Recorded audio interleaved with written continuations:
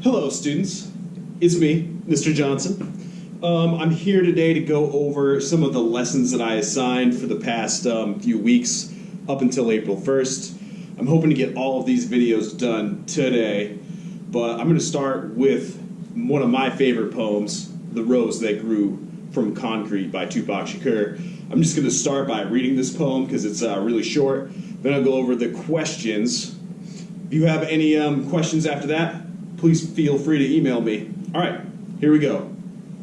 The Rose That Grew from Concrete by Tupac Shakur. Did you hear about the rose that grew from a crack in the concrete? Proving nature's laws wrong, it learned to walk without having feet. Funny it seems, but by keeping its dreams, it learned to breathe fresh air.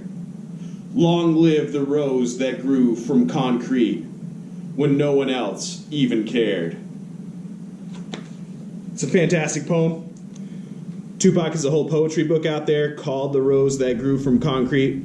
It's a pretty good read all in all, I'd say, at least in my opinion. So, now let's go over some of these questions. These are obviously the questions that I've assigned. A lot of you have already done them, but I figured we'd just go over them, all right? So, who is the rose in the poem, and what does the concrete symbolize? So, the rose in the poem is Tupac, obviously, right? He's talking about himself here.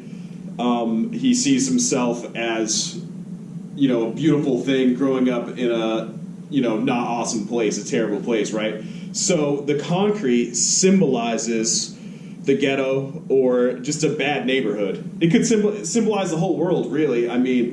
But he is specifically talking about not a great place. So the concrete is that place for him. He's the rose that grew from the concrete, though, even though, there was concrete. There wasn't fresh fields and fresh grass there for him to grow out of, right? So we went over that one. Number one, the rose is Tupac. The concrete is his environment. 2, what other types of figurative language are being used in this poem? Describe them and list their literal translation or meaning. So one of the big ones here is he was talking about nature's law. I don't think he's really talking about nature's law. That's the other figurative language there. He's really talking about society's laws or what society feels should happen to people. And he's saying that he broke society's law. He wasn't supposed to make it. He wasn't supposed to make a lot of money. He wasn't supposed to be super famous. He was just supposed to be another guy that in the hood, But he pulled it off. I don't know how much you know about Tupac Shakur out there, but he was actually like a child prodigy, and he went to a really famous school for arts and music and literature when he was a kid. So from a very early age, people knew that Tupac was a very talented young man. But he broke nature's laws, right? He wasn't supposed to be that talented, and people really didn't give him a shot. So, question 3. What do you think the author meant when he said that the rose learned to walk and found fresh air, even though no one else cared? Well, in my opinion here, Tupac is really talking about how he didn't really get much help from anybody on his journey to fame and success, right? Tupac literally, he basically raised himself. He didn't have much help from his mother. He never knew his biological father. No one else cared. He didn't really have a great support system growing up, and he did whatever he had to do to survive.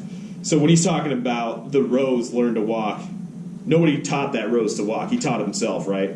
No one else cared how he was going to do. He had to care for himself. Then considering your answer for question 3, which of nature's laws do you think the rose broke by learning to walk away from the concrete? He broke society's laws. I talked about that already, right, guys? He's not breaking so much nature's laws, but he's breaking society's laws. He should not have been able to accomplish what he accomplished, but he did anyways. So if you literally look at it like Tupac is the rose, and the rose is breaking nature's law, really, Tupac is breaking society's laws, right? The unwritten rules of society and how things are supposed to go. That's how I read that question anyways. Obviously, that's your interpretation. Maybe you interpret the poem differently than I do, and that's great, because that's what poetry's all about, right? And then based on the biography of Tupac Shakur, would you consider him a rose that walked away from the concrete? Why or why not?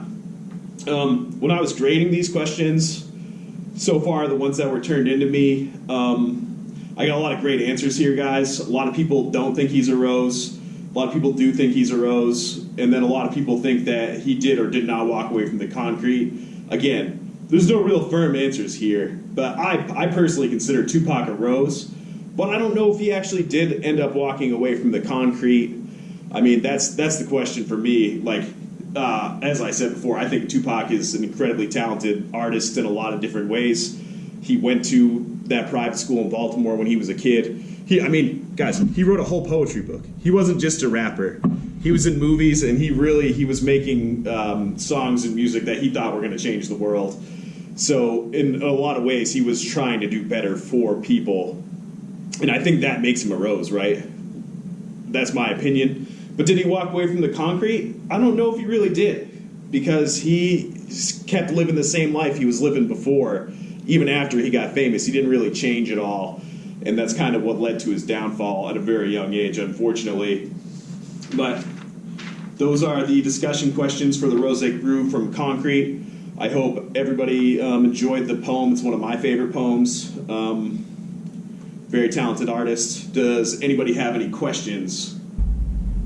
Yeah, I got a question.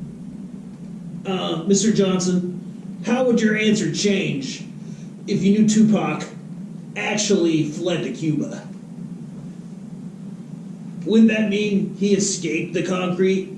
I mean, you're saying he didn't because, obviously what happened there after the Mike Tyson fight, but, I mean, if he went to Cuba, then he escaped the concrete. Am I right? All right, Carl, that's a great question. My answer would definitely change if, we happen to find out that Tupac escaped to Cuba. At that point in time, he certainly escaped the concrete. He completely got off the grid and he escaped. So I think you got to make a very good point there, which is the first time and probably the last time you ever make a good point. So, I'm Mr. Johnson. Thanks for watching Virtual Schoolin', and I'll see you next time.